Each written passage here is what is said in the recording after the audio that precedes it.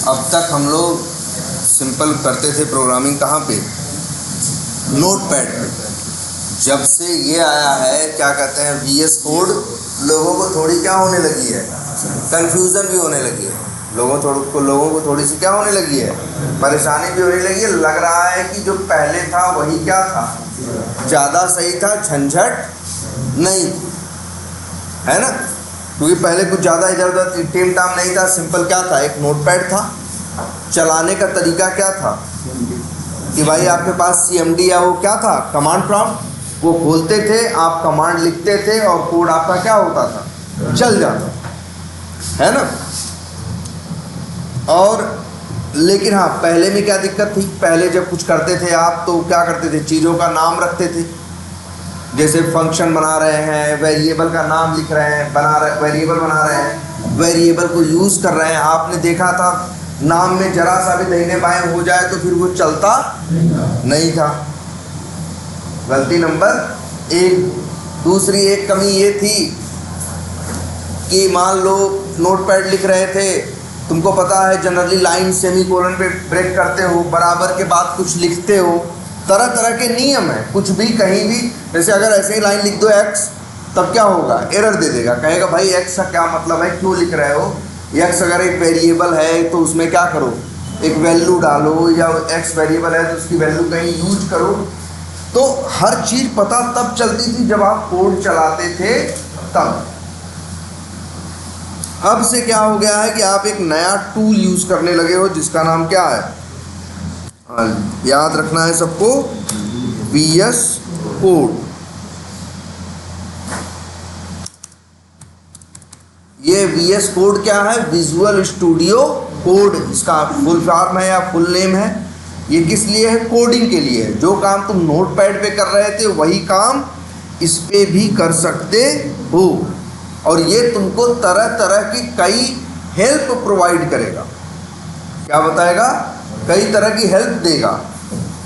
जैसे किसी का नाम लिखना है तो वैसे पूरा लिखते हो ना, VS कोड यूज करोगे, किसी वेरिएबल का नाम लिखना है, 2 अक्षर लिखोगे, अपने आप उन अक्षरों से जो नाम होंगे वो क्या होंगे, सामने आ जाएंगे। आपको लिखने की ज़रूरत नहीं है, जैसे क्लिक करो और हो जाए। जैसे आप गूगल पे जाते हो, फ्लिपकार्ट पे जाते हो, फ़ोन सर्च करना है, PH लिखे नहीं कि सजेशन आ गया कि नहीं आ गया। आपको अमेजन सलाह देने लगता है ना, PH नाम से क्या क्या है, वैसे ही ये भी सजेशन देना स्टार्ट कर देता है। चलाना कैसे है, हम देख रहे थे लोगों को दिक्कत हो रही है। सिंपल तरीका अभी यहाँ नहीं दिख रहा है। अगर इस सिस्टम पे इंस्टॉल्ड है तो आप विंडो जो आइकन है आप उस पर क्या करिए, क्लिक करिए, या फिर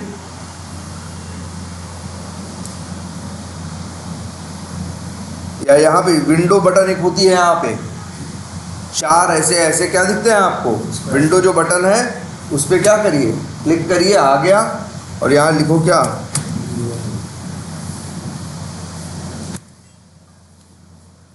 विजुअल स्टूडियो कोड। भी लिखते ही आ गया क्या, विजुअल स्टूडियो कोड। इस पर क्या करो, क्लिक करो, आपका ये विजुअल स्टूडियो कोड खुल जाए। पहली बार सिस्टम पे खुलेगा किसी के तो ऐसा नहीं खुलेगा जैसा यहाँ पे खुला हुआ है। पहली बार जब किसी के सिस्टम पे खुलेगा तो अजीब सा कुछ वेलकम या 3-5 दुनिया भर की चीज़ें दिखाई देंगी। घबराना नहीं है, सामने ही वेलकम स्क्रीन होगी। या एक काम करते हैं, चलो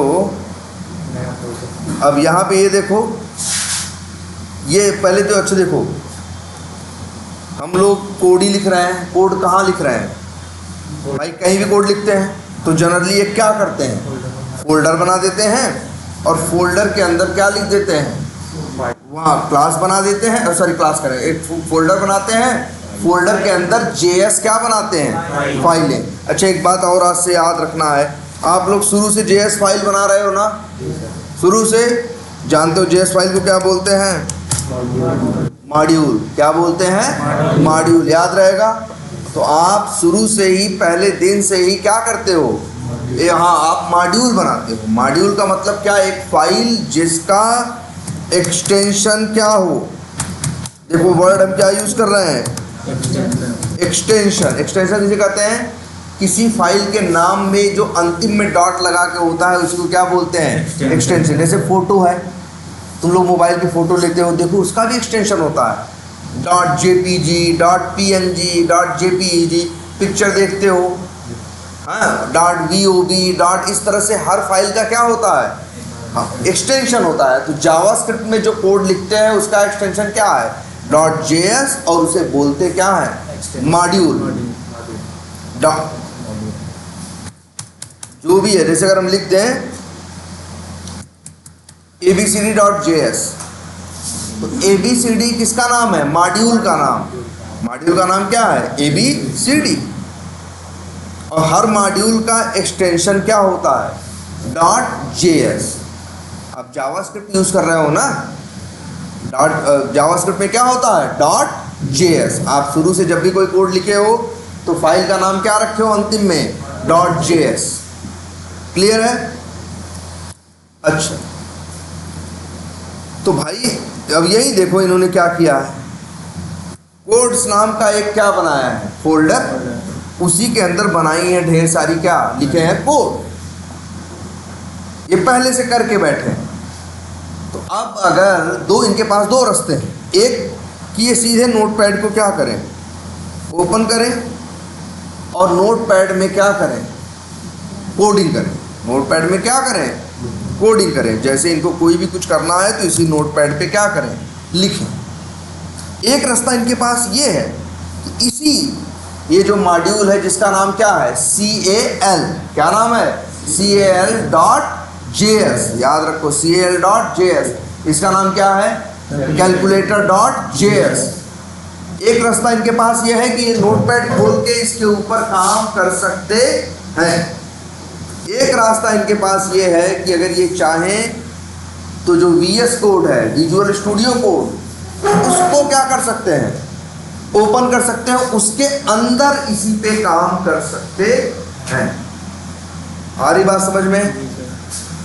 जैसे एक चीज देखो, यहां लिखा, अब ये लिखे हो ऐसे, अब ये लाइन सही है कि गलत है? क्या कर रहे हो इस लाइन में? पहले सोचा करो क्या हो रहा है। अगर इस लाइन की बात करें तो num1 बराबर लिखा है कि नहीं? एक बेसिक दिमाग तुम्हारे पास है, ऐसे बराबर करके क्या होते हैं? वेरिएबल होते हैं। गणित में क्या होते हैं? वेरिएबल। जैसे x बराबर 100 है, ऐसे num1 बराबर। अब एक चीज नहीं लिखी गई है, क्या? num1 बराबर क्या? 100 की 7.5 की राहुल की क्या नहीं, num1 बराबर कुछ लिखा नहीं है। ये लाइन क्या है? गलत है। लेकिन ये तुमको गलत सही कुछ बता नहीं रहा। अभी आप चलाओगे जब कोड को, तब ये बोलेगा कि भैया ये लाइन क्या है? गलत। आ रही बात समझ में कुछ? ये तब है जब हम कहाँ कोडिंग कर रहे हैं? नोटपैड पे। यही कोडिंग जो यहाँ कर रहे हैं, यही हम कर सकते हैं कहाँ? विजुअल स्टूडियो कोड नाम के इस टूल में। तो इसमें अच्छा कैसे करेंगे? तो अब बताओ, पहले ध्यान से हमेशा देखना। तुमको दिख रहा है जावास्क्रिप्ट नाम का, शायद इन्होंने कोई अपने लैपटॉप पे बनाया है क्या? फोल्डर। उसी के अंदर लिखे हैं ये सारे क्या? कोड। वो सारे यहाँ दिखाई दे रहे हैं। अगर इनको कोडिंग करना है किस पे? कहाँ कोडिंग करनी है इनको? ये जो बनाए हैं, तुम लोग बनाए हो ना आज तक, ढेर सारी JS फाइल बनाए हो, अलग अलग फोल्डर में बनाए हो। अभी इस समय विजुअल स्टूडियो में जो ओपन है वो इनका जावास्क्रिप्ट नाम का कोई फोल्डर ओपन है जिसके अंदर कोड है। देखो संजोग है, ये इधर देखो, फोल्डर का नाम जावास्क्रिप्ट लिखा जाए ये जरूरी नहीं है, लेकिन संजोग है कि इन्होंने क्या नाम रखा? जावास्क्रिप्ट। ऐसे ही एक फोल्डर और है जिसका नाम क्या है? कोड्स। इसके अंदर भी कोड लिखा हुआ है, इसके अंदर भी JS फाइलें हैं, इसके अंदर भी मॉड्यूल हैं। ये आप चाहो तो इसके ऊपर ओपन कर सकते हो। कैसे करोगे? ध्यान देना, ये देखो ध्यान से, एक्सप्लोरर है,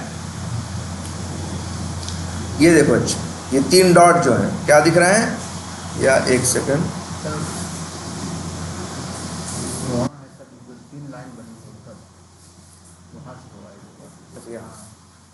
अच्छा ये देखो, पहले यहाँ देखो लाइन फाइल, और यहाँ पे देखो एक चीज आ रही है क्या, ओपन फोल्डर, वो यहाँ से आ रहा है। अगर यही सिस्टम का हम वो छोटा कर देंगे तो डायरेक्ट यहाँ से भी दिखाई देगा, यहाँ से भी आना चाहिए। ये देखो यही है, क्योंकि हमने इसकी साइज जो क्या है, ठीक है। तो देखो अच्छा फाइल, और यहाँ क्या लिखा हुआ है, ओपन फोल्डर दिख रहा है। इस पे जैसे ही क्लिक करोगे तुमसे पूछेगा फोल्डर का नाम। अब यही डेस्कटॉप पे एक फोल्डर ये बनाए थे जिसका नाम क्या था, कोड्स था, कोड्स था, ये कोड था, कोड्स था। तो ये कोड्स फोल्डर को ऐसे सेलेक्ट करेंगे, देखो फोल्डर का नाम क्या आ गया है, कोड्स। अब इस सेलेक्ट फोल्डर बटन पे क्या कर देंगे, क्लिक कर देंगे। अब देखो, अब यहाँ वो चीजें दिख रही हैं जो कहाँ हैं, कोड्स फोल्डर के अंदर।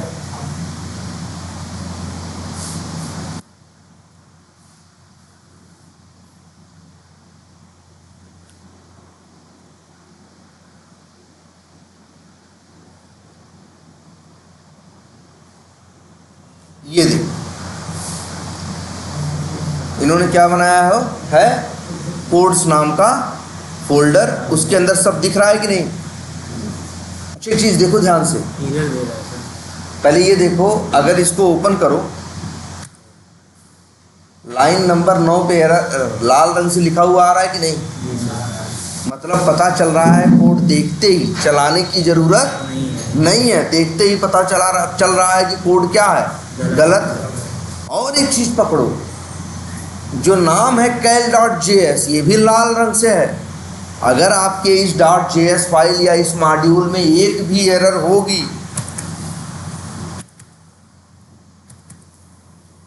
तो वो फाइल ही किस रंग की हो जाएगी, लाल रंग। ये सफ़ेद है क्योंकि इसमें कोई एरर नहीं है। अगर कुछ भी एरर पैदा कर दो, जैसे लो एक ब्रैकेट ही हटा दो भाई, कैलकुलेशन के बाद, फंक्शन के नेम के बाद ब्रैकेट बंद रहता है ऐसे ना, आप एक हटा दो, कोई ऐसी गलती कर दो, देखो क्या हो रहा है, वो लाइन भी लाल हो जा रही है और वो फाइल भी लाल हो जा रही है। आपको पता चल रहा है कि किस फाइल में और कहाँ गलती है। दिख रहा है कि नहीं दिख रहा है। या आप ऐसे कर दो, कर्ली ब्रैकेट जो लगाना होता है इसको इधर उधर कर दो तो भी आगे। ये बेनिफिट है किसका, इस VS कोड का। कोड यहाँ भी कर रहे थे, कोड वहाँ भी कर रहे थे, बस ये एक इसका एक सबसे बड़ा बेनिफिट है कि कुछ गलती करोगे तो ये बता देगा। जैसे यहाँ दिख जाएगा, हमें चलाने की ज़रूरत नहीं है, हमें समझ में आ रहा है लाइन नंबर 9 पे दिक्कत है, मेरी नज़र गई, हमने देखा, हमने कहा ओहो, हमने लाइन नंबर 9 पे गणित, यार कैसी गणित लिखते हो, जैसा बचपन 5-6 के बच्चे करते हैं, नंबर रखो, x रखो, y रखो, वेरिएबल का नाम लिखते हो, बराबर करके वैल्यू लिखते हो ना, बेसिक नियम ही तोड़ दोगे, एरर दे रहा है। वैल्यू डाल दिए, एरर चली गई। ब्रैकेट है, जब भी फंक्शन बनाते हो तो फंक्शन में क्या बनाते हो, वेरिएबल, सॉरी ब्रैकेट, इस तरह से ये बनाओगे। अगर वैसा करो, ब्रैकेट का एक सिरा ओपन करो और एक सिरा क्या करो, जैसे ऐसे कर दो, एरर दे रहा है कि नहीं दे रहा। करा भाई, आप फंक्शन बनाए हो तो ब्रैकेट के बाद करली ब्रैकेट कहाँ से लगा रहे हो, ब्रैकेट के बाद ब्रैकेट क्या होना चाहिए, बंद होना चाहिए, ऐसे है ना। और कर्ली ब्रैकेट पे शुरू होता है, कर्ली ब्रैकेट पे क्या होता है, एंड होता है, बीच में आप कोड लिख सकते हैं। तो गलती करोगे ये बताएगा ना, अच्छी चीज़ है कि नहीं है। करना क्या है, कोई समस्या नहीं है, ये तुमको बस कुछ नहीं करना है, तुम फाइल में जाके यहाँ से या जैसे भी ओपन फोल्डर करके अपना, अच्छा मान लो हमें ऐसा करना है कि ओपन फोल्डर नहीं, हमें ऐसा करना है कि नए फोल्डर में करना है। हम मतलब नया कोड लिखना चाहते हैं, हम अब इससे कोई मतलब नहीं रखना चाहते हैं, जिसका नाम क्या रखे हैं, कोड्स रखें, उससे कोई मतलब नहीं रखना चाहते। मान लो हम आए, ये अपना लैपटॉप खोले, लैपटॉप में क्या क्या दिख रहा है, हम अरे चलो ये दिस पीसी है, पीसी में सी ड्राइव है और कहाँ है, डी ड्राइव है, डी ड्राइव में क्या है, ढेर सारी फ़ोटोज़ हैं, यहीं हम काम करते हैं, यहीं हम काम करना चाहते हैं। ठीक है, वैसे इतनी फ़ोटो ऐसे यहाँ क्यों रखे हो, तुमको करना चाहिए क्या, राइट क्लिक करके न्यू करके एक फ़ोल्डर बना लो, फ़ोटोज़ और सारी फ़ोटो,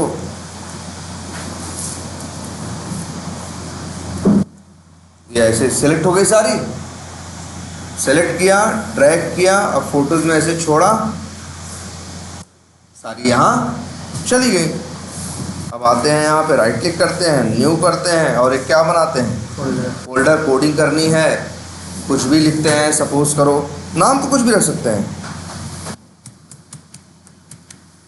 क्या रख दिया, मैथ वर्क, या कुछ भी रख सकते हैं नाम भाई, XYZ, ये फ़र्क नहीं पड़ता। एक फ़ोल्डर बनाए, हमको इसी में कोडिंग करनी है, VS कोड में करनी है। मेरा VS कोड खुला है, लेकिन फ़िलहाल ये कोड्स नाम के फ़ोल्डर को खोल के बैठा है, जो कहाँ है, डेस्कटॉप के ऊपर। हमें इस पे काम करना है, बस हमें कहाँ जाना है, फाइल,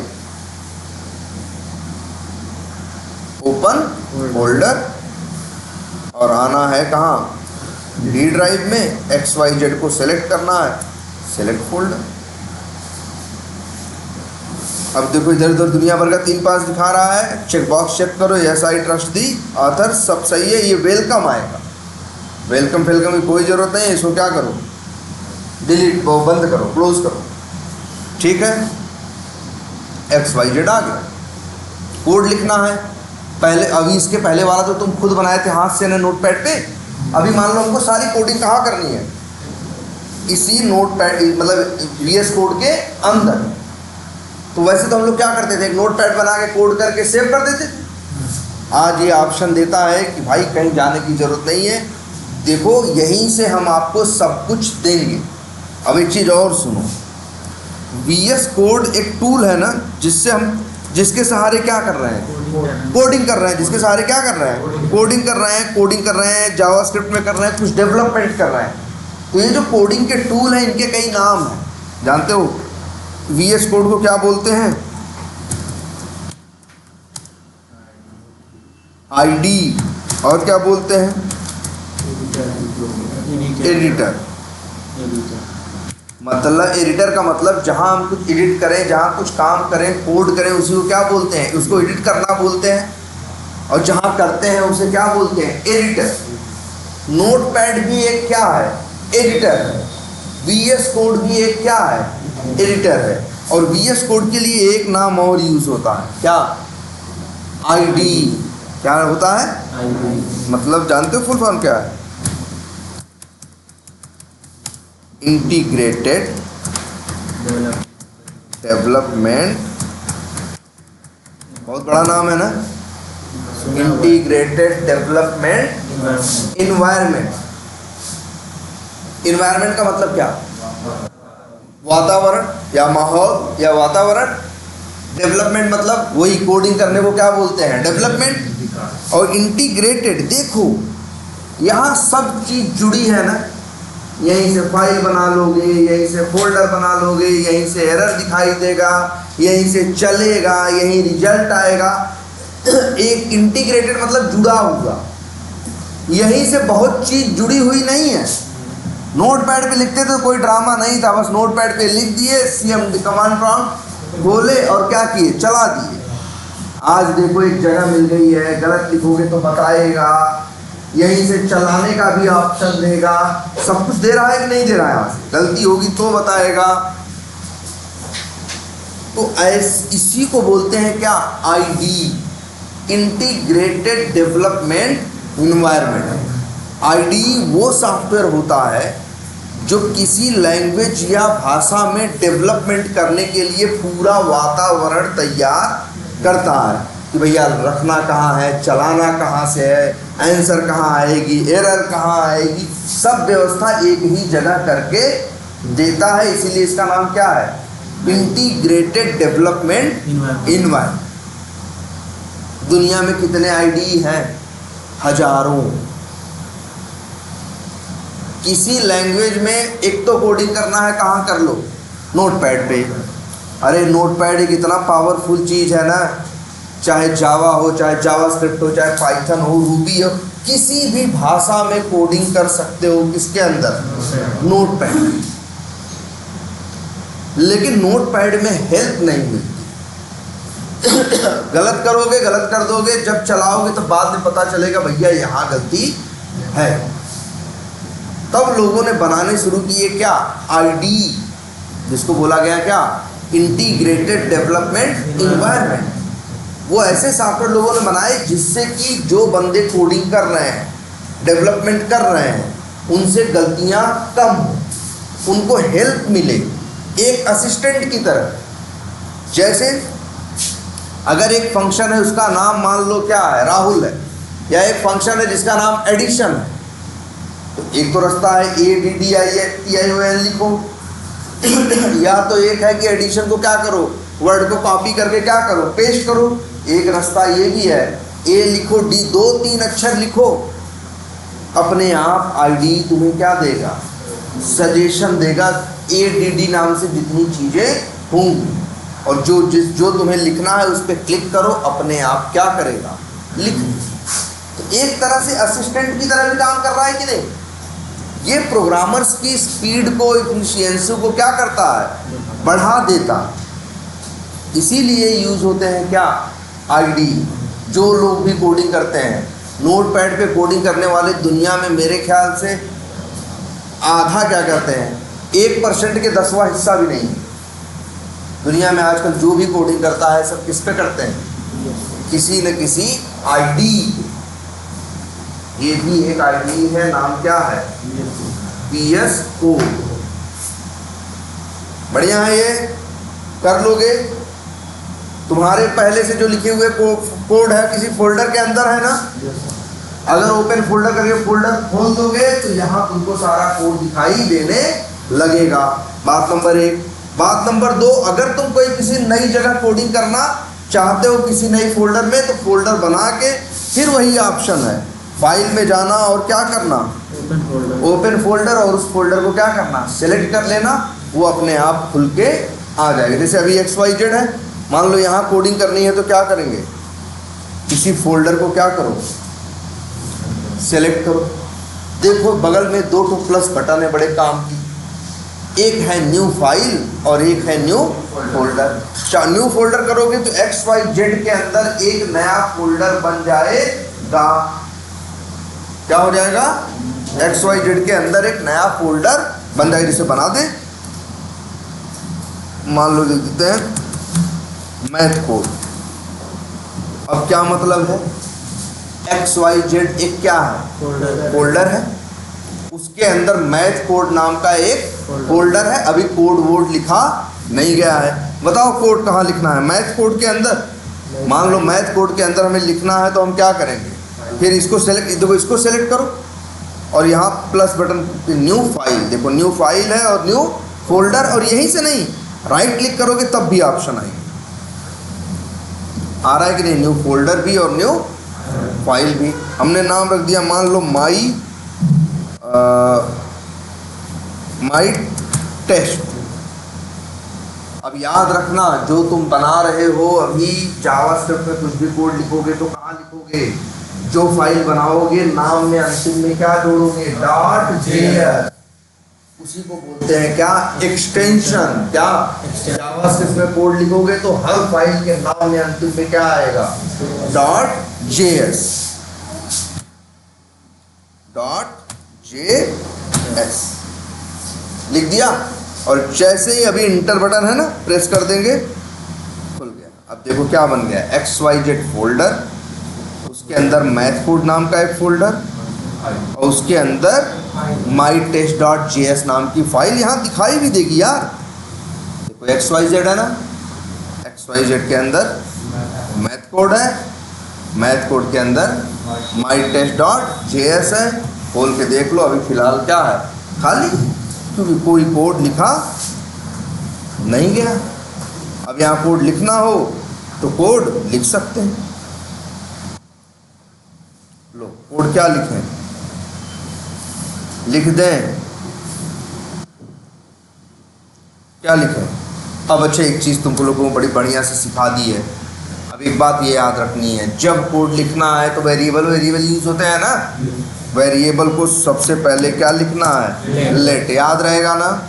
लेट लिखना है, फिर वेरिएबल का नाम लिखना है। शुरू में तुम लोग सीधे लिख रहे थे, लेकिन अब सीधे लिखने की प्रैक्टिस हटानी है और क्या लिखना है, लेट, और फिर इसके बाद वेरिएबल का नाम। लेट लिखोगे, स्पेस लिखोगे, वेरिएबल का नाम लिखोगे। जैसे हमने लिख दिया num1 बराबर 200 और अंतिम में सेमी कोलन। दूसरा वेरिएबल बनाए तो क्या, लेट, नाम कुछ भी रख सकते हैं, num बराबर 500। बताओ कोई एरर है, नहीं है। एक वेरिएबल num1 नाम का है, एक वेरिएबल num नाम का है ना। अच्छा अगर ऐसे रख दे तो यार एरर आएगी, नहीं है। यहाँ कितने वेरिएबल बनाए गए हैं, दो। पहली लाइन खाली है, दूसरे पे लिखा है लेट num बराबर 200, तीसरे पे लिखा है लेट num बराबर 500। यहाँ दो वेरिएबल बनाए गए, एक का नाम num है और एक का नाम num है, लेकिन एक का n कैपिटल में है, एक का n स्मॉल में है।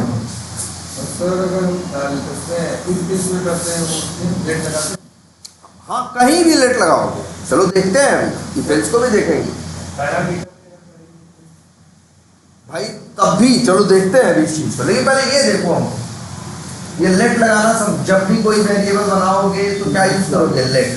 और अगर वेरिएबल के नाम में कोई भी अंतर हुआ, एक अक्षर का भी अंतर हुआ, तो ये दोनों अलग अलग वेरिएबल माने जाएंगे।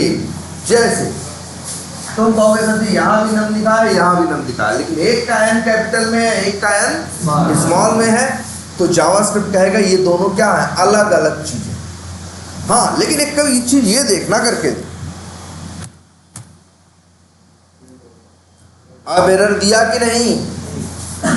देखो हर वेरिएबल के पीछे एक काम, ये बताओ सब लोग, पहले हमने यहाँ इस लाइन में क्या लिखा है, पहली लाइन में बोलो, लेट num बराबर क्या 200। यहाँ num नाम के वेरिएबल को हम लोग क्या कर रहे हैं, डिक्लेयर कर रहे हैं। याद करो भाई, पिछली क्लास का वर्ड भूलना नहीं है, ये वर्ड सबके जुबान पे आना चाहिए। जब किसी वेरिएबल के पहले और हम लिखते हैं क्या, लेट, तब हम एक तरह से क्या कर रहे हैं, डिक्लेयर कर रहे हैं। डिक्लेयर कर रहे हैं मतलब घोषणा कर रहे हैं, बता रहे हैं कि num एक क्या है, वेरिएबल। ठीक है, इस लाइन में क्या कर रहे हैं, इसमें भी क्या कर रहे हैं, डिक्लेयर कर रहे हैं वेरिएबल को जिसका नाम क्या है, num है। यहाँ भी वेरिएबल डिक्लेयर कर रहे हैं वेरिएबल को जिसका नाम num है। ये एरर दे रहा है क्योंकि जावास्क्रिप्ट कहता है कि आप जब बता दिए हो कि num एक क्या है, वेरिएबल है, डिक्लेयर कर दिए हो, बता दिए हो, फिर क्यों बता रहे हो। हम पागल वही है ना, हम संतोष पागल ना है। हमको पता है कि दूसरी लाइन पे क्या लिखा हुआ है, मतलब आप लिखे हो, बताने का मतलब होता है कि हम क्या है, वेरिएबल है। अब फिर आप दो लाइन बाद बता रहे हो हम वेरिएबल है, वो कह रहा भाई अब क्यों बता रहे हो, हमको ये बात ऑलरेडी पता चल चुकी है, इसीलिए जावास्क्रिप्ट क्या दे रहा है, एरर दे रहा है। अगर हम ऐसे लिख दें, अब एरर नहीं है। अब तो तुम कहोगे अब क्यों नहीं, यहाँ भी डिक्लेयर कर रहा है, वहां भी डिक्लेयर कर रहा है। मेरे भाई यहाँ जो वेरिएबल डिक्लेयर कर रहा है उसका नाम क्या है, num, जिसमें सारे अक्षर किसमें है, छोटे में। और यहाँ जो डिक्लेयर कर रहे हैं उसमें एक अक्षर n बड़ा है और um क्या है, छोटे, मतलब दोनों में क्या है, अंतर है। जावास्क्रिप्ट एक केस सेंसिटिव लैंग्वेज है। कैसी लैंग्वेज? Case sensitive. अगर छोटी चीज़ों को छोटे में लिखोगे और बड़ों में लिखोगे तो ये दोनों को अलग अलग करके देखता।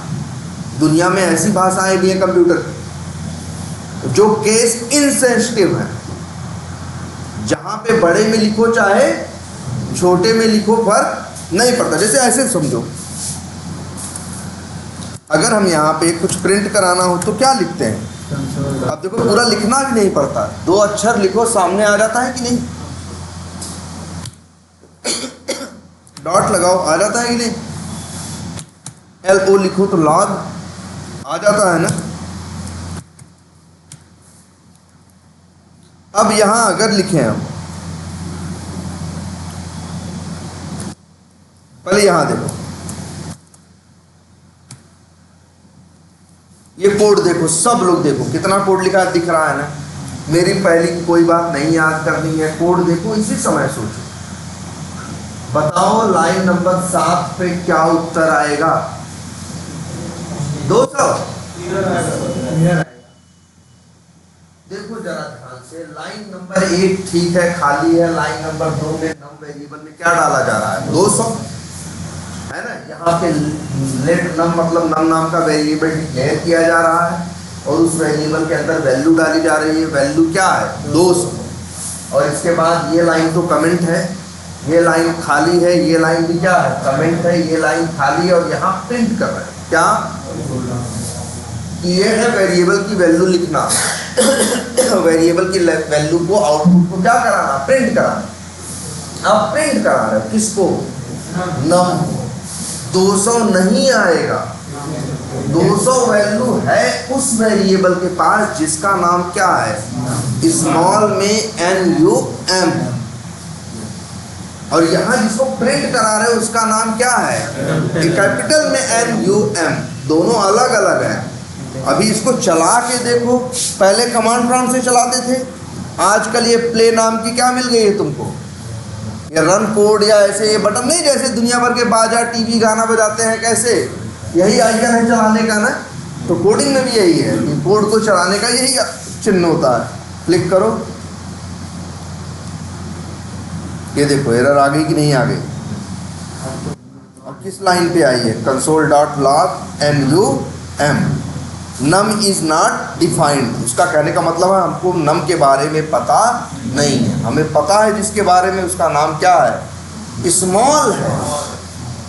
आई बात समझ में? इसीलिए हम कह रहे थे कि ये दोनों में अंतर है। अच्छा, अब बताओ क्या प्रिंट होगा? अब भी एरर आएगा ना। वैल्यू नम के पास है जिसमें सब स्मॉल में है, नम 1 के पास है जिसमें सब स्मॉल में है, 1 है। एक भी अक्षर इधर देखो, एक जोड़ दिए उसमें कुछ नहीं जोड़े हो, तो ये दोनों क्या हो गए? अलग अलग। बस इतना नियम याद रखना है, एक नाम के वेरिएबल को 2 बार डिक्लेयर करने की गलती नहीं करनी। आप ये नहीं कर सकते कि आप क्या लिख दो, फिर से लिख दो लेट नम बराबर कुछ भी लिखोगे तो क्या देगा? एरर। लेकिन एक बात,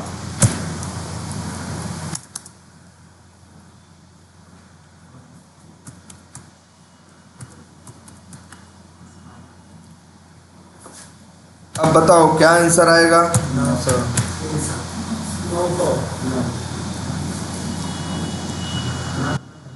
अच्छा देखो कैसे क्या आएगा। चलाओगे लाइन नंबर 1 तो क्या होगी? खाली है। लाइन नंबर 2 चलेगी तो लेट नम बराबर क्या लिखा है? 200। तो मतलब नम नाम का वेरिएबल डिक्लेयर हुआ जिसमें वैल्यू क्या डाली गई? 200। फिर नम में क्या डाला गया? 400। नियम बताया गया है, नई वैल्यू डालोगे तो पुरानी क्या करेगा? छोड़ देगा, 400 ले लेगा। आगे लेट नम 1 बराबर क्या? 500। अब यहाँ console.log नम प्लस नम 1। नम क्या लेके आएगा? 400। नम 1 क्या लेके आएगा? 500। उत्तर क्या आएगा? 900 आएगा। तो भैया पहले तो खूब लेट यूज देखो, लेट। अच्छा इसको, अच्छा एक काम और है, इसको क्या बोलते हैं? जब वेरिएबल के पहले लेट लिखते हैं तो उसे क्या बोलते हैं? वेरिएबल को डिक्लेयर करना। क्या करना? हम ये लिख देते हैं ये बात। When we are writing let before variable name, this is called क्या?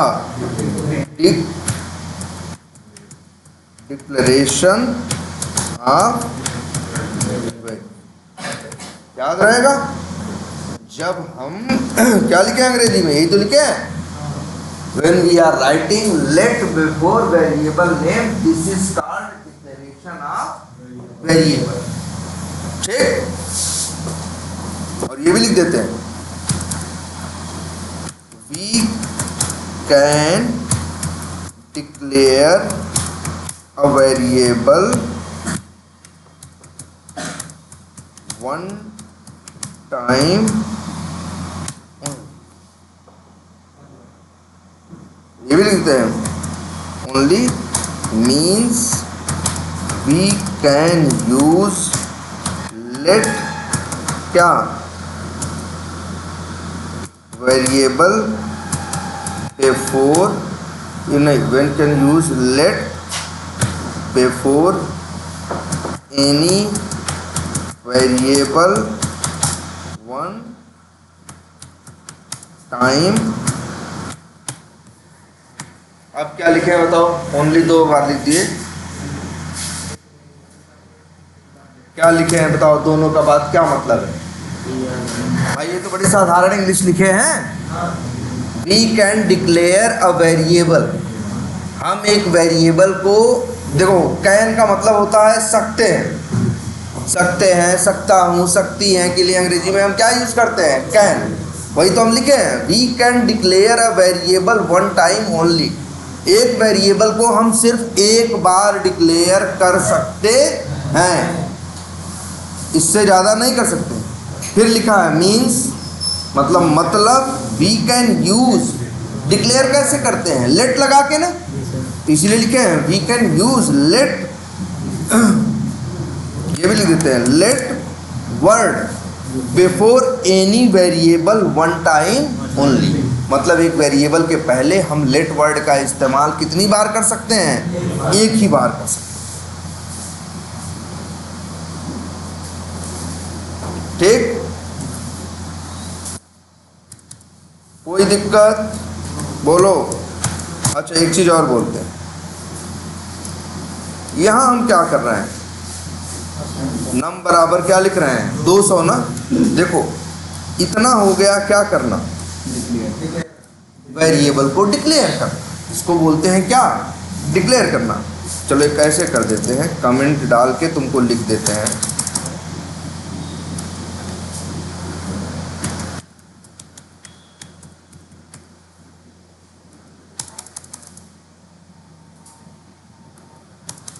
देख लो भाई, इतना क्या है? डिक्लेरेशन। इसे क्या बोलते हैं? डिक्लेरेशन। फिर बराबर करके लिखा गया है क्या? 200। यहाँ क्या किया गया है? बराबर करके वेरिएबल में वैल्यू डाली गई है ना, वेरिएबल में वैल्यू डालने को बोलते हैं असाइन। क्या बोलते हैं? असाइन। अच्छा तो भाई ये भी क्या है बताओ? लाइन नंबर 2 में क्या हो रहा है? अगर तुमसे कोई पूछेगा कि लाइन नंबर 2 के बारे में एक्सप्लेन करो तो तुम बोलोगे लाइन नंबर 2 में लेट नाम का एक वेरिएबल डिक्लेयर किया जा रहा है और उसके अंदर 200 वैल्यू, 200 वैल्यू जो है उस वेरिएबल में असाइन हो रही है। या कहोगे नम वेरिएबल जिसको डिक्लेयर किया जा रहा है लेट के सहारे, उसके अंदर 200 का क्या हो रहा है? असाइनमेंट। अब अगर आते हैं लाइन नंबर 3 पे, कहाँ आ रहे हैं हम लोग? लाइन नंबर 3 पे आ रहे हैं कि नहीं आ रहे हैं? तो बताओ लाइन नंबर 3 में नम वेरिएबल का डिक्लेरेशन हो रहा है? बोलो। अरे यार जब वेरिएबल का डिक्लेरेशन किसी लाइन में होता है तो उसके पहले क्या लिखा जाता है? लेट। लेट लिखा गया है लाइन नंबर 2 में नम से पहले, लाइन नंबर 2 में क्या हो रहा है, डिक्लेरेशन हो रहा है, लेकिन लाइन नंबर 3 में डिक्लेरेशन नहीं हो रहा है। तुम कहो नहीं सर जी हम करेंगे लाइन नंबर 3 में भी, तो भैया एरर देगा। इसी ने तो पहले ये भी नियम बताया है कि एक वेरिएबल को कितनी बार डिक्लेयर कर सकते हो, एक बार। लाइन नंबर 3 में क्या हो रहा है, सिर्फ क्या हो रहा है, असाइनमेंट। क्या हो रहा है, असाइनमेंट। किसका, 400 का। और नियम जानते हो मेरे भाई,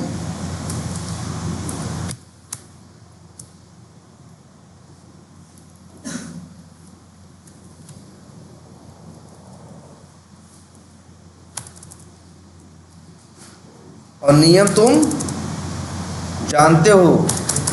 लाइन नंबर 4 में क्या हो रहा है बताओ, नम के अंदर 400 का क्या हो रहा है, असाइनमेंट हो रहा है।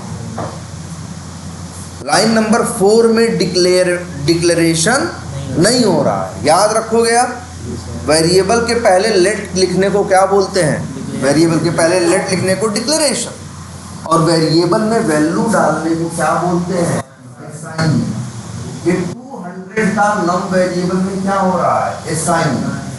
ये 400 का नम वेरिएबल में क्या हो रहा है, असाइनमेंट। बोल लोगे, अगर कहीं लिख दें, जैसे अगर हम यहाँ लिख दें, यहाँ देखो ध्यान से, यहाँ लिख दें नम बराबर 50। देखो ध्यान से इस लाइन को फिर सब लो। अब मेरे भाई बताओ लाइन नंबर 8 में क्या हो रहा है, नम बराबर 50 लिखा है ना, तो नम नाम के वेरिएबल में 50 का क्या हो रहा है, असाइनमेंट। ठीक, लिख देते हैं, when we are या लिख देते हैं putting any value in variable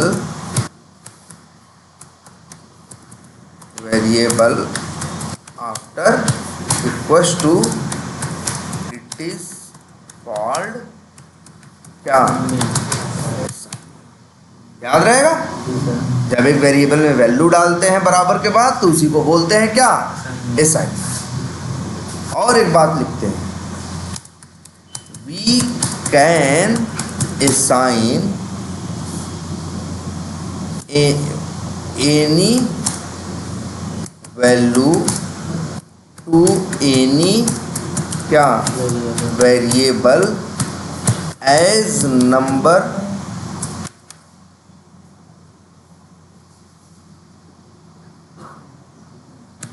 या लिखते हैं as many as we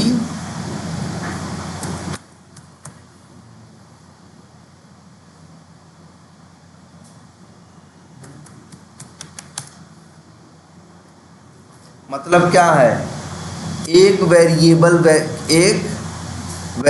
के अंदर हम कितनी भी बार वैल्यू क्या कर सकते हैं, असाइन कर सकते हैं। जैसे हम लेट नम 2 बार नहीं लिख सकते, लेकिन नम बराबर 400, 500, 800 चाहे तो अनगिनत बार लिख सकते हैं। मतलब एक वेरिएबल में हम वैल्यू चाहे तो जितनी बार भी डाल सकते हैं, लेकिन वेरिएबल को डिक्लेयर सिर्फ एक बार कर सकते हैं।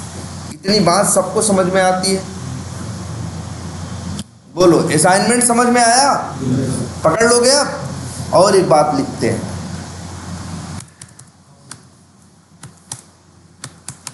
when we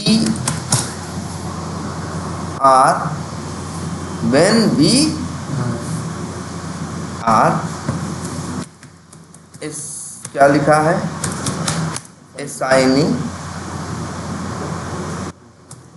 value to any variable first time। मतलब क्या हुआ, जब हम क्या करते हैं, असाइन करते हैं वैल्यू किसको, किसी भी वेरिएबल को पहली बार, इट इज कॉल्ड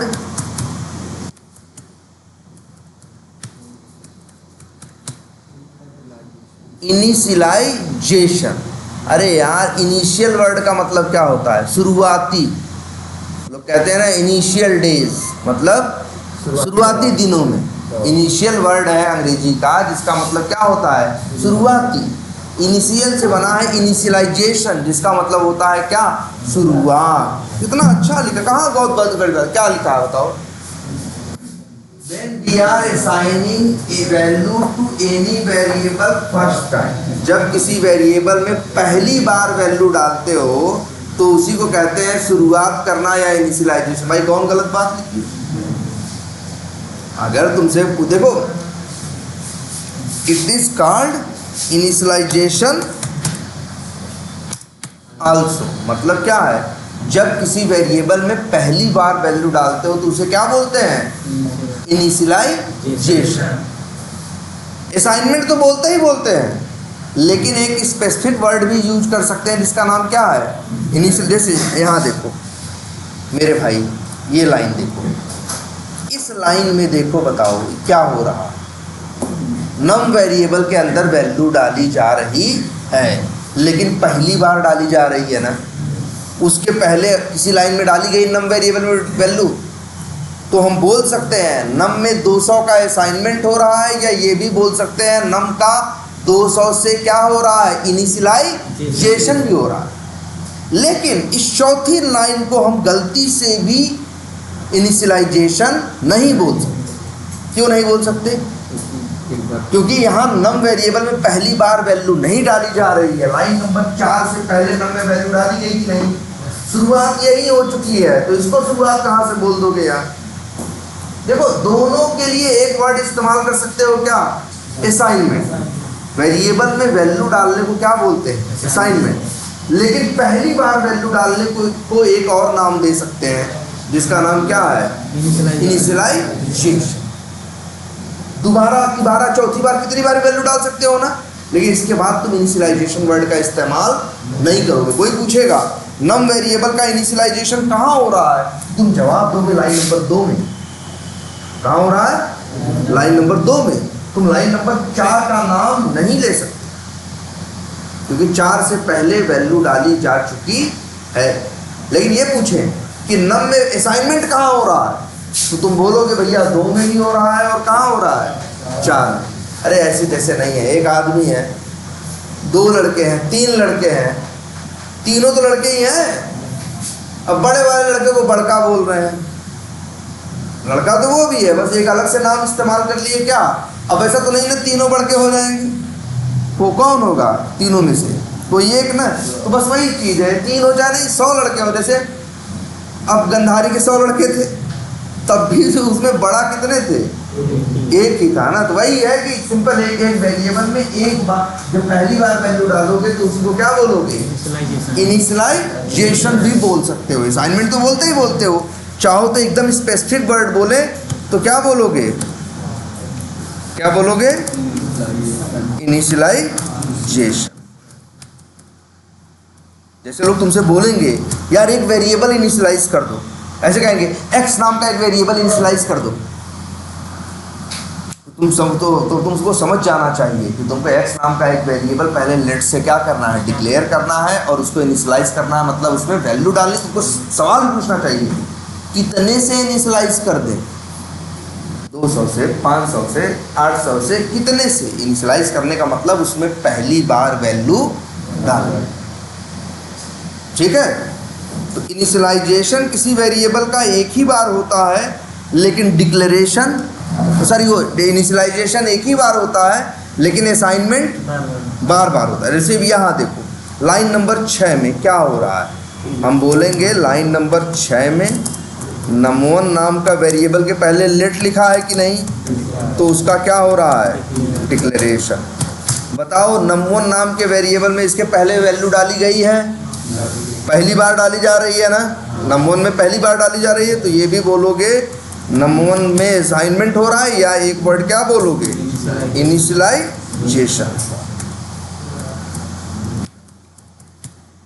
इनिशियलाइजेशन हो रहा है कितने से 500। हाँ हाँ बोलो ना, तब क्यों लेट लगाओगे? लेट किसके लिए है? ये बताने के लिए कि हम क्या हैं, वेरिएबल। हम क्या हैं, वेरिएबल। ये बात वेरिएबल की हो रही, कांस्टेंट तो एकदम अपोजिट चीज हो गई ना। ये पहले बताओ इतनी बात समझ में आ रही है या नहीं?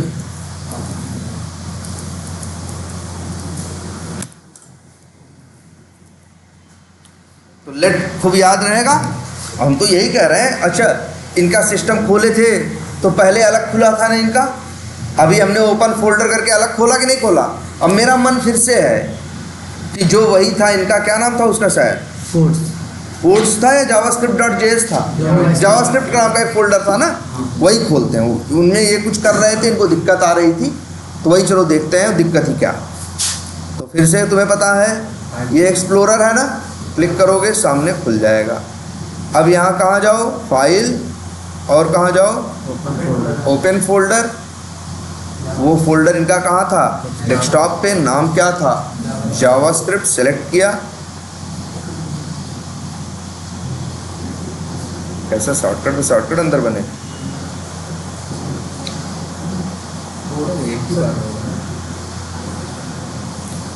चल, वो जो फोल्डर ओपन था वो अपने आप क्लोज हो गया। हाँ वो क्लोज हो गया, वो हट गया, ये आ गया। देखो वो वही था, ये यही था। पहले उसको खोल के बैठा था, उसको हटा के इसको खोल के बैठा। इसमें एक टाइम पे एक ही फोल्डर बिल्कुल। अब देखो यहाँ जरा देखते हैं, यहाँ क्या है। ये हमें कुछ कोड दिखा रहे थे। अच्छा, मैम कुछ प्रॉब्लम दी भी थी करने के लिए ना, ग्रुप पे डाली थी। शायद एक प्रॉब्लम थी जिसका नाम क्या था, चेक। बात क्यों कर रहे हो यार, नाम क्या था? एक प्रॉब्लम दी थी जिसका नाम क्या था, चेक टेम्परेचर। कहीं वो बता ही रही होंगी ऐसा। उसमें कहा था उन्होंने, शायद जो प्रॉब्लम दी थी उसमें लिखा था कि अगर टेम्परेचर 30 से ज़्यादा, 30 से क्या हो, ज़्यादा हो, तो प्रिंट करना है क्या, हॉट डे। और अगर 30 से कम हो तो क्या करना है, नॉर्मल, है ना। अब यही कह रहे थे ये कोड लिखो ऐसा। तो शायद इन्होंने क्या किया, कोड लिखा। कोड कैसे लिखा, तुम लोग को एक चीज़ बता दी गई है, अब क्या करना, फंक्शन बनाना। तो इन्होंने बना दिया एक फंक्शन जिसका नाम रखा क्या, चेक टेम्परेचर। ठीक, अब तुमको पता है दिन या तो गर्म होगा या तो क्या होगा, नॉर्मल होगा। और कंडीशन लिखी रखी है कि अगर टेम्परेचर 30 से क्या हो, ज़्यादा हो, तो क्या होगा, हॉट आएगा, नहीं तो क्या आएगा, नॉर्मल आएगा। इतनी एक क्लियर है एकदम, बोलो। और देखो अलग अलग है यहाँ, इसमें अलग। भाई तुमको पता है या तो इफ चलता है या तो क्या चलता है, एल्स। दोनों तो चलते नहीं, इतना आइडिया तो है ना तुमको। और ये भी एक आइडिया है, इफ चलेगा या एल्स चलेगा वो डिसाइड होता है यहाँ क्या लिखा है। अगर यहाँ लिखी गई बात सही साबित हुई तो इफ चलेगा, और अगर यहाँ लिखी गई बात गलत साबित हुई तो क्या चलेगा, एल्स चलेगा। अब अच्छा एक काम करते, ध्यान से सब लोग देखना इनका ये कोड और इनकी गलती भी। फंक्शन बनाने से तो बहुत कुछ होता नहीं, फंक्शन बनाने के बाद उन्हें क्या करना पड़ता है, कॉल भी करना पड़ता है। इन्होंने समझदारी दिखाई, फंक्शन को क्या किया है, कॉल किया हुआ है। समझ में आ रहा है। फंक्शन में इन्होंने एक क्या बनाया है, पैरामीटर। और पैरामीटर का नाम क्या है, टेम्प। पैरामीटर का नाम क्या दिख रहा है आपको, टेम्प दिख रहा है। अब इन्होंने फंक्शन क्या किया, कॉल किया। पैरामीटर में ये क्या मांग रहा है, टेम्प मांग रहा है। अब ये फंक्शन कॉल करने के बाद इसके अंदर वैल्यू क्या भेज रहे हैं, 40। क्या भेज रहे हैं, ध्यान से देखना। चेक टेम्परेचर फंक्शन का नाम है। पैरामीटर क्यों बनाते हैं बताओ, जैसे कि जब फंक्शन कॉल करें तो बाहर से वैल्यू भेज सके। ध्यान समझना। अच्छा पैरामीटर क्यों बनाते, अगर पैरामीटर नहीं बनाएंगे, फंक्शन के अंदर ही वैल्यू डाल देंगे, तो जब भी ये फंक्शन चलेगा तो वैल्यू क्या रहेगी, वही रहेगी ना।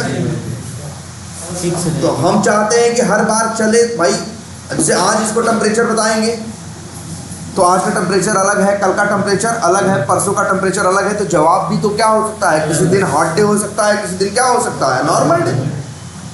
तो इसीलिए जहाँ फंक्शन कॉल किया गया वहाँ क्या किया, अरे तुम्हारी मोबाइल सोचो, सब दुनिया भर सारी दुनियादारी छोड़ो, अपना मोबाइल में वेदर खोलते होगे ना तो कभी कभी लिख के आता होगा हॉट डे, कभी कभी लिख के आता होगा वहाँ क्या नॉर्मल डे। कैसे लिख के आता होगा, क्योंकि उन लोगों ने एक फंक्शन बनाया है और वो रोज का टेम्परेचर जो उनको मिलता है फंक्शन कॉल करने में जो भेजा जाता है उसको वो क्या लेते हैं और फिर वही इवेंट्स में क्या करते हैं, मैच करते हैं।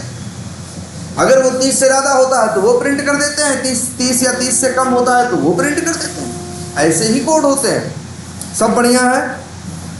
अब सोचो यहाँ से चेक टेम्परेचर मेथड में क्या भेजा गया, मेथड का नाम क्या है, ध्यान से सब लोग देखना, check temperature method call function, function नाम है, फंक्शन को क्या किया जा रहा है, कॉल किया जा रहा है। कॉल करने के टाइम पे क्या भेजा जा रहा है, 40।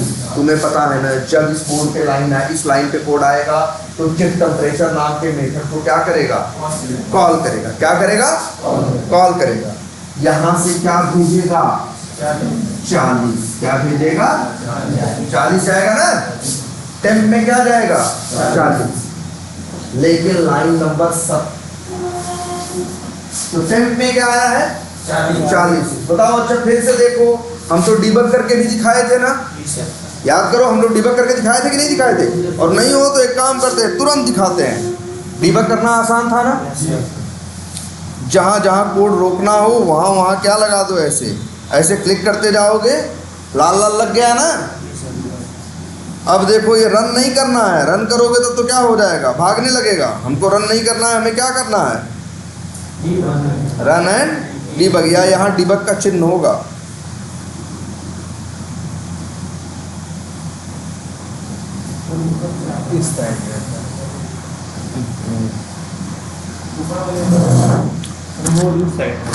इसमें सब छुप जाता है, ऐसे साइन उसके बगल वाला, सॉरी उसके बगल वाला, उसके बगल, हाँ वही ये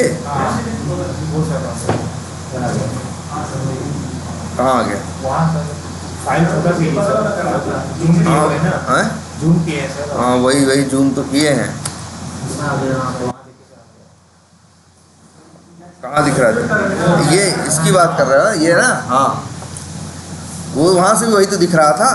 जैसे मान लो रन, अब ये देखो रन एंड डिबग, या देखो ऐसे नहीं भी, चलो मान लो ऐसा ही था, बस यहाँ आ गया है, नहीं तो यहाँ से दिखेगा क्या, रन एंड डिबग। चलो रन एंड डिबग,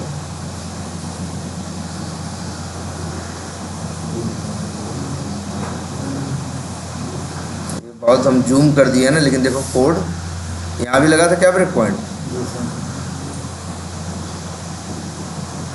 आ गए। अब देखो हमारा असली आ गया, देखो यही लाइन चल रही है ना जिसका नाम क्या है, चेक टेम्परेचर। इस एक चेक टेम्परेचर एक फंक्शन का नाम है, उसमें टेम्प नाम का क्या है मेरे भाई, एक देखो सब लोग पहले टेम्परेचर किसका नाम है, फंक्शन का, उसके अंदर चार, उसके भाई फंक्शन का नाम है, फंक्शन के अंदर एक पैरामीटर है, पैरामीटर का नाम क्या है, टेम्प। ये लाइन नंबर 78 में फंक्शन कॉल हो रहा है, यहाँ से भेजा गया है क्या 40। तुम्हें बताया गया था, याद करो, जो वैल्यू भेजोगे वो पैरामीटर, यहाँ तो एक ही पैरामीटर होते, अगर 2 पैरामीटर होते तो कितनी वैल्यू भेजते, 2, पहली पहले पे जाती, दूसरी दूसरे पे। अब यहाँ एक ही वैल्यू है, 40 वैल्यू किस में जाएगी, टेम्प में। ध्यान से देखना, ये टेम्प में क्या पहुंच गया 40 दिख रहा है ना, लेकिन लाइन नंबर 70 में क्या लिखा है, टेम्प बराबर 30। ये 30 किस में डाला जा रहा है, एक वेरिएबल में जिसका नाम टेम्प। देखो टेम्प अलग है, टेम्प अलग है। तो मेरे भाई अब बताओ टेम्प में क्या आया 30, यहाँ टेम्प नहीं लिखे हो, यहाँ क्या लिखे हो, टेम्प। तो टेम्प में क्या है 30 है। क्या 30 से बड़ा है, नहीं। क्या 30 से बड़ा है, नहीं ना, बराबर है। तो मेरे भाई यहाँ प्रिंट कर रहा होगा ये क्या, नॉर्मल डे। वहाँ 40 फेंको, 50 फेंको, 80 फेंको, 90 फेंको, कोई मतलब ही नहीं है। तुम देखो ना ध्यान से अपना कोड क्या लिखे हो। चेक टेम्परेचर नाम का मेथड कॉल कियो, मेथड में फंक्शन कॉल कियो, फंक्शन में पैरामीटर में क्या भेजो 40 कहाँ गया, टेम्प में।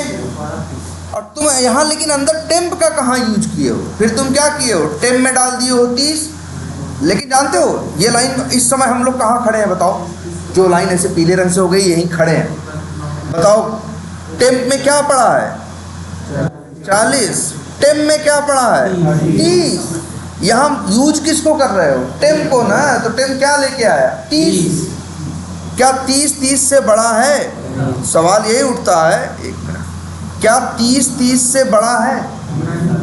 ये बात जो लिखी है यहाँ गलत साबित हुई। जब बात गलत साबित होगी तो इफ नहीं चलेगा, कौन चलेगा, एल्स चलेगा। अच्छा फिर देखते हैं, समझ में आया। इसीलिए ये प्रिंट क्या करेगा, चाहे टेम्परेचर 40 पर भेजो, चाहे 45, चाहे 100 डिग्री भेजो, तब भी कहेगा दिन भैया बढ़िया है, एकदम नॉर्मल है।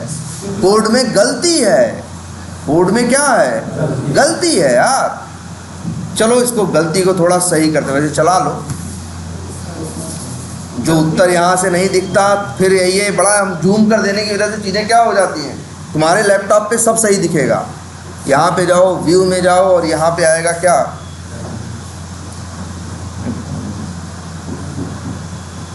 कहाँ गया, कंसोल, डिबग कंसोल आएगा, या कंट्रोल जे कर दें डायरेक्ट, कंट्रोल जे।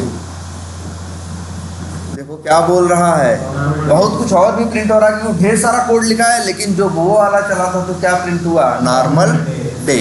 अब बताओ मेरे भाई, ध्यान से सब लोग देखना, अगर हम लिख दें टेम्प बराबर 30, अब बताओ क्या प्रिंट होगा।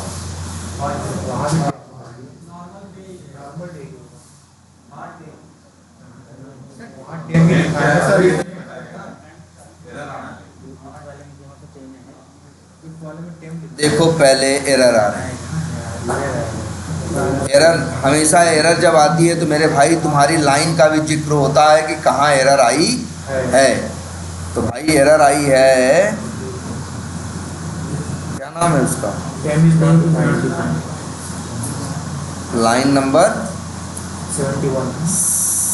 हाँ 71 क्यों आ रही है भाई, टेम्प लिखे हो। चलो वहाँ से देखो, फिर देखो अपना कोड चलेगा तो क्या भेजे हो 40, इसमें क्या गया है 40, ठीक है।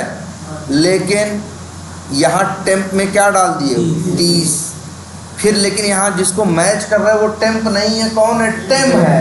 टेम्प में थोड़े ना कुछ तुमको बताए ना यार, एक भी अक्षर हो जाए तो वो अलग वेरिएबल, वो अलग वेरिएबल। वो कह रहा है टेम्प, तुम लिखे टेम्प 30 से बड़ा है। टेम्प में क्या है, तुम कहोगे सर जी 30 है, 40 है, 45, अरे बेवकूफ, ये देखो जो 30, 40 जो भी आ रहा है वो कहाँ आ रहा है, टेम्प में आ रहा है, टेम्प में नहीं आ रहा है।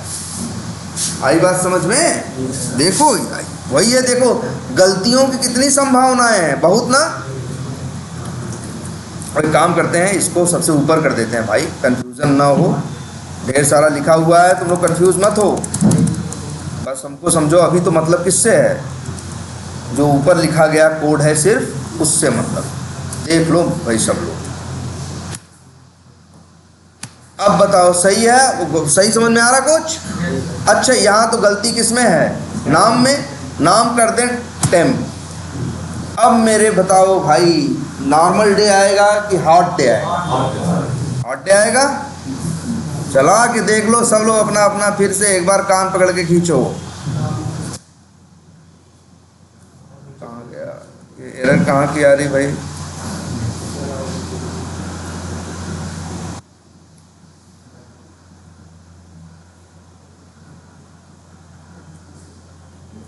अरे सही है। चलो आप जो पहले का एरर था वो दिखा रहा था।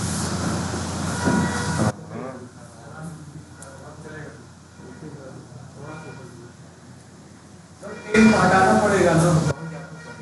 अच्छा हाँ, क्या आ रहा भाई, क्या आ रहा है? हम लोग क्या उम्मीद करके बैठे थे? 8 डे किस उम्मीद से बैठे थे? क्योंकि हम यहाँ से क्या भेज रहे हैं? 40। ध्यान से फिर देखो भाई, इसीलिए तो कह रहे हैं चेक टेम्परेचर मेथड का नाम है ना। यहाँ से क्या भेजे हो? 40। 40 किसके पास जाएगा? टेम्प के पास। तो टेम्प में क्या आएगा? ये देखो, ये दिखता है ना सब लोग कैसे डिबग करके, सब दिखता है ना। देखो लो सब लोग रन एंड क्या कर रहे हैं? डिबग। आ गया चेक टेम्परेचर पे आया कि नहीं? ये फंक्शन चेक टेम्परेचर नाम का फंक्शन क्या किया जा रहा है? कॉल किया जा रहा है। वैल्यू में क्या भेजा जा रहा है? 40। अब ये वैल्यू किसके पास जाएगी? चेक टेम्परेचर फंक्शन के पास, और आएगी कहाँ? लाइन नंबर 2 में। तो बताओ टेम्प में क्या आया? 40। 40 तो 30 से क्या है? बड़ा है। आना क्या चाहिए? Hot day. लेकिन तुम ही देखो टेम्प वेरिएबल में फिर क्या डाल दिए हो? 30 कर दिए। बताओ एक वेरिएबल में 2 बार 3 बार वैल्यू डालना मना किया जाता है? नहीं मना होता ना यार। एक वेरिएबल को 2 बार डिक्लेयर नहीं कर सकते, लेकिन एक वेरिएबल में वैल्यू कितनी बार डाल सकते हो? चाहे कितनी बार। भाई देखो यहाँ पे तुम भेजे 40। देखो ये फंक्शन कॉल हो रहा है यहाँ, जब कॉल होगा तो इसमें क्या आएगा? सब लोग देखो वैल्यू क्या आएगी? 40। तो टेम्प में 40 है, लेकिन जैसे ही लाइन नंबर 2 चलेगी तो टेम्प में क्या आएगा? 30। तो 40 छोड़ेगा, 30 ले लेगा। और अब बताओ, इसीलिए तो ये लाइन चलते ही टेम्प में अब क्या पड़ा है? अब बताओ क्या 30 से छोटा है? नहीं, गलत बात है ना। इसीलिए इफ नहीं चलेगा, कौन चलेगा? एल्स। पहली देखो बेवकूफ़ी नंबर 1, आपको ये टेम्प बराबर 30 लिखने की जरूरत क्या थी? सोचो, जब आपको पैरामीटर का कंसेप्ट पढ़ाया जा रहा था तो हम एक ही चीज बार बार चिल्ला के बता रहे थे। जब टेम्प बराबर 30 तुमको पता ही है तो यहाँ पैरामीटर देने की जरूरत क्या है? तुम सोचो, फंक्शन ऐसे लिखा है, ये फंक्शन जब भी चलाओगे तो क्या होगा? टेम्प में क्या वैल्यू जाएगी? 30। अब 30 हमेशा होगा 30 से क्या भाई? 30 से बड़ा तो नहीं होगा। ये बात गलत होगी। हमेशा क्या चलेगा? एल्स। क्या हमेशा टेम्परेचर दुनिया में 30 ही होगा? रोज 30 होगा? कभी कम होगा, कभी ज़्यादा होगा। ध्यान से सोचो। इसीलिए तो तुम्हें पढ़ाया गया था पैरामीटर का कंसेप्ट कि जब एक कोड को लिखते हो, कोड में वेरिएबल यूज करते हो, वेरिएबल में क्या डालते हो? वैल्यू डालते हो। वेरिएबल में क्या डालते हो? वैल्यू डालते हो, और अपना कोड, अपना लॉजिक लिखते हो। फिर तुमको बताया था कि हमेशा अपने कोड को देखो कि तुम अपने उसमें, अपने वेरिएबल में क्या कोई फिक्स वैल्यू तो नहीं डाले हो। जैसे यहाँ हम डाल दिए हैं क्या? 30। और जबकि ये वैल्यू बदल सकती है कि नहीं? कभी 30 हो सकती है, कभी 35, कभी 40। तो हमने क्या सिखाया था? इसी को डिलीट करना और क्या बना देना यहाँ? पैरामीटर। याद करो, हम यही तो पढ़ाए थे और हम कुछ नहीं पढ़ाए थे। याद करो, पैरामीटर के बारे में हम एक ही बात समझाए थे तुम लोगों को। सोचो, हम लोग पहले ऐड मेथड बनाते थे, कोई मेथड बनाते थे फंक्शन के, कोई सॉरी ऐड फंक्शन बनाते थे। फंक्शन के अंदर हम क्या लिखते थे? 2 वेरिएबल लिखते थे कि नहीं लिखते थे? और वेरिएबल क्या करते थे? जोड़ते थे। हमारा फंक्शन हमेशा उन्हीं 2 नंबर को जोड़ता था कि नहीं जोड़ता था? तब हम तुमको सिखाए यार ये तो हमेशा 10 और 15 बोल दिए तो 10 जोड़ रहा है और क्या 15, जबकि हमको हर बार अलग अलग नंबर जोड़ने की ज़रूरत पड़ सकती है। तो तुम लोग क्या किए थे? वो वेरिएबल में जो वैल्यू डाल रहे थे वो लाइन डिलीट करके और बना दिए थे क्या? पैरामीटर। अब ये क्या गलती किए? ये क्या किए? पैरामीटर भी बना दिए और वैल्यू भी रखे। अब हम ये कह रहे हैं ये 40 भेजें चाहे 140 भेजें। ध्यान से सोचो, जब भी चेक टेम्परेचर मेथड चलेगा तो यहाँ से क्या पास होगा? बताओ 140। टेम्प में क्या आएगा? 140। लेकिन फिर तो लाइन नंबर 2 के बाद ये क्या हो जाएगा? 30 ना। इनके कोड में तो हमेशा टेम्प की वैल्यू क्या होगी? 30 होगी। और 30 हमेशा 30 से मतलब इफ में कब जाएगा? अच्छा मान लो यहाँ हम ये भेज दें 25। अब क्या होगा बताओ भाई? ये भेज रहे हैं 140, लेकिन अंदरवा तो जाके वो बन जाएगा क्या 25। मतलब तुम ऐसा कैलकुलेटर लेके आए हो, तुम कहते हो नंबर जोड़ेंगे और नंबर तुम देखते हो 100 + 200, लेकिन अंदर उसके फंक्शन में लिखा है नंबर में 10 और 15, तो चाहे तुम जो लिखो अंतिम में 10 और 15 जोड़ के उत्तर क्या देता है 25 ही देता है। मेरी बात समझ में आ रही है कि नहीं? आखिर बताओ इस पैरामीटर के कंसेप्ट की ज़रूरत ही क्या थी? मान लो ये ऐसे लिख दिए हो तो बढ़िया तो है ये कोड। अब समस्या क्या है? जब भी टेम्परेचर मेथड चलेगा तो टेम्परेरी टेम्प की वैल्यू क्या होगी 25 होगी, तो हमेशा तो उत्तर वही आएगा ना। तुम ऐसा कोड लिख के बैठे हो जो ये मानता ये चलता है कि पूरी दुनिया में ज़िंदगी भर हमेशा टेम्परेचर क्या रहेगा 25 ही रहेगा, ऐसा है सच्चाई? तुमको पता है कि टेम्परेचर बदल सकता है, इसीलिए सिखाया गया कि आप इसको हटाइए और इसके वेरिएबल का नाम रख दीजिए कहाँ। ये इतना तो किए, लेकिन ये इसको डिलीट करना क्या हो गए, भूल गए। ये कोड लिख के बैठे थे ना, चाहे आप 30 लिखे थे चाहे 29 जो भी लिखे हों, ये कोड गलत था। बताओ जब पैरामीटर यहाँ बनाए थे तो आपको इसे क्या करना था, डिलीट करना था, या तो यही ये डिलीट करना क्या हो गए, भूल गए। अब इसको हटा भर दो, अब मज़ा देखो, अब तुम्हारा कोड एकदम परफेक्ट है। चाहो तो क्या करो, अब चला के देखो, 140 भेज रहे हो तो क्या बोलेगा हॉट डे, अरे 32 भी भेजोगे तो क्या बोलेगा हॉट डे। चला के देखो,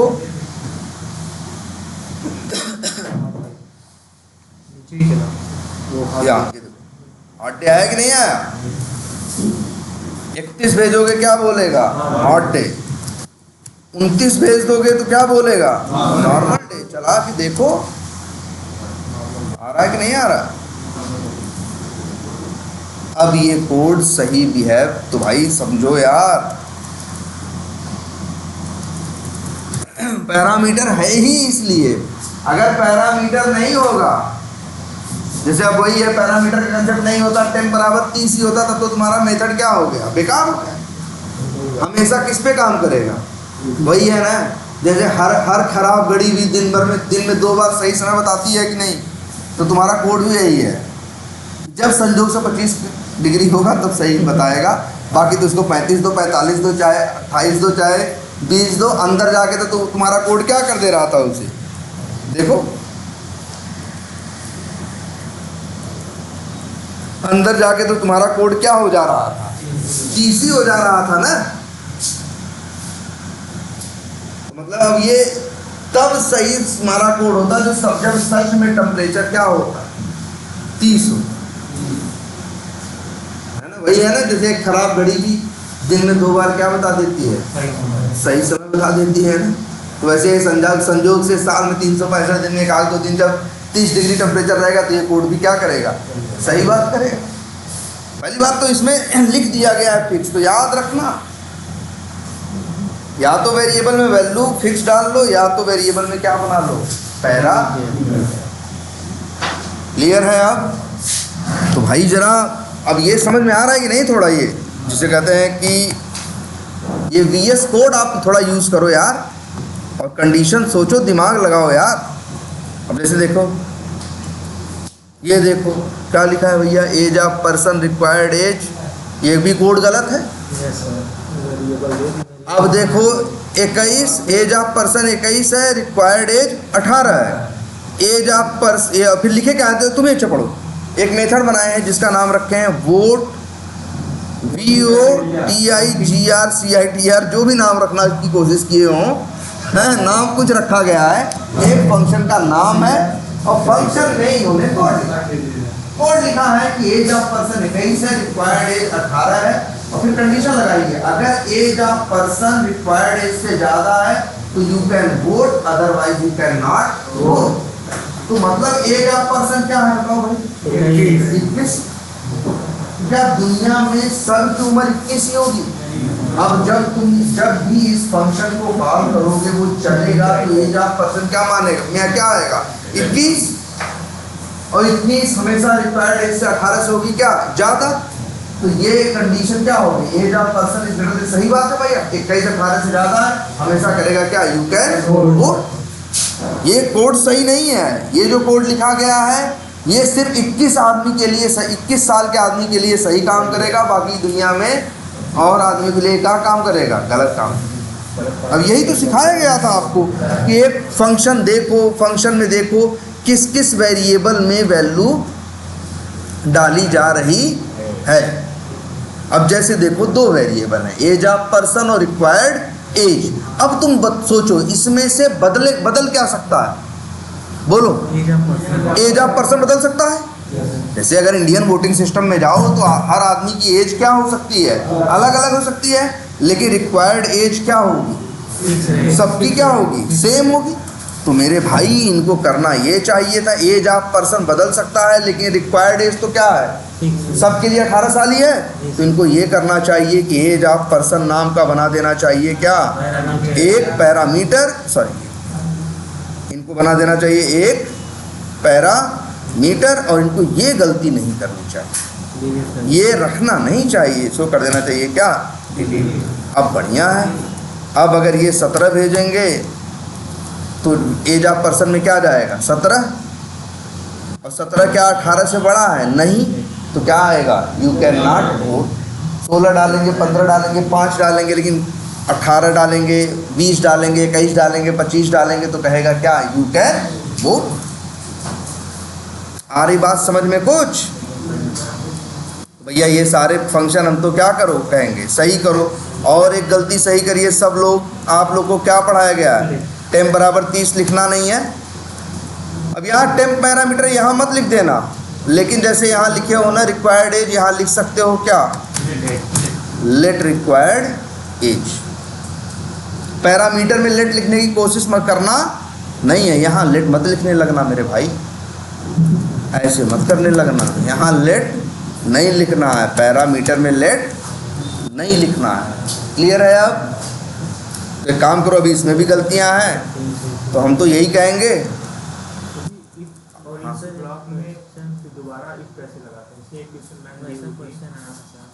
इफ के अंदर, एल्स के अंदर 3 कंडीशन, 2 कंडीशन के लिए इफ लगाते हैं। 3 कंडीशन बन गया तो 45 साल का है और एक 65-70 साल का है। इसमें एक साथ हमें अगर प्रिंट कराना हो, 8 साल बच्चे को वोट नहीं हो सकती, 45 साल एडल्ट को वोट दे सकता है, सीनियर वोट कर सकता है। एक ही फंक्शन में हमें 3 कंडीशन। हाँ तो बस जैसे कई बार होता है, कई जगह 2 कंडीशन होती है, कई जगह क्या होती है 3 कंडीशन। जैसे कभी कभी दुकान पे गए, दुकान पे लिखा है 5000 से ज़्यादा का सामान लोगे तो 20% डिस्काउंट मिलेगा। अब 5% से ज़्यादा मतलब कितना, 5001, 5002, चाहे जितने का सामान लोगे, चाहे 15,000, चाहे 20,000, चाहे 50,000, कितना डिस्काउंट दे रहा है 20%। और 5,000 से कम है, 5,000 या 5,000 से कम है तो कितना डिस्काउंट दे रहा है, नहीं दे रहा। तो यहाँ कितनी कंडीशन है, 2। कई दुकान पर जाओ ऐसा भी लिखा रहता है कि 5,000 से कम पे एक भी पैसे, 5,000 तक एक भी डिस्काउंट नहीं है, 5,000 से लेके 15,000 तक 20% है, 15,000 से ज़्यादा का सामान लोगे तो कितना है 30%। तो मान लो कोई 18,000 का सामान लिया तो उसे कितना मिलेगा, 20% और 30% दोनों मिल जाएगा क्या, एक ही मिलेगा ना, या तो 30% वाला डिस्काउंट पाएगा या 20 वाला पाएगा या कितना पाएगा, एक भी नहीं पाएगा। डिपेंड करता है यहाँ कितनी कंडीशन है, यहाँ 3। कई दुकान पे ऐसा भी हो सकता है, उनके यहाँ 5 है, 5 कंडीशन है। 5,000 पे 20% है, 5 से 15,000 पे 25% है, 25 से 35,000 पे 35% है, 35,000 से 50,000 पे 40% है, 1 लाख से ऊपर मान लो कितना है 50%। अब इनके यहाँ कितनी कंडीशन, 5-6 है ना। तो यहाँ एक इफ नहीं है, यहाँ कितने, अगर वहाँ बस 2 ही थे। अगर 5,000 से कम तो 20%, नहीं तो 5,000 से ज़्यादा तो 20%, नहीं तो एकदम। कितनी कंडीशन थी, 2। लेकिन यहाँ इस दुकान पे कितनी कंडीशन थी, कई कंडीशन थी, है ना। तो वही चीज़ है कि हम चाहें तो एक साथ कई कंडीशन भी लगा सकते हैं, एक साथ कई कंडीशन भी लगा सकते हैं। उसी लिए मैम होगा कि इफ़ के जैसे इफ और एल्स लिखते हो ना, अरे ये भी चलता है।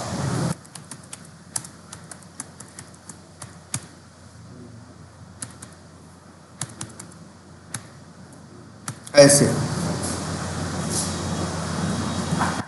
समझ रहे हो, इस तरह से।